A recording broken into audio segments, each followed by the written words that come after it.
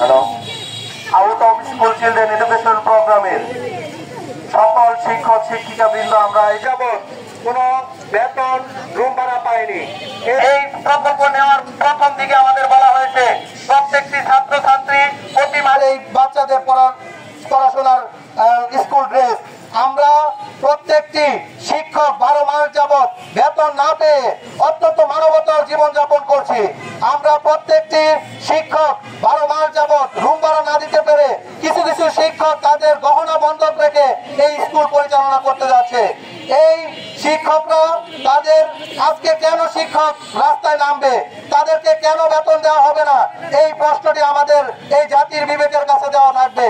এই প্রকল্পটি চালানোর জন্য এত বড় বড় দাপ্তরিক লোক, সচিব, উপসচিব এবং ডিজি মহোদয় এই প্রকল্পটি দেখাশোনা করে, তাহলে 12 মাস একটি প্রকল্পের বেতন কিভাবে আসে না আমার বোধগম্য হয় না। এই শিক্ষা উপকরণ, এই উপবৃত্তির টাকা কোথায় যায়, এটির একটি সুষ্ঠু তদন্ত না হওয়া পর্যন্ত আমরা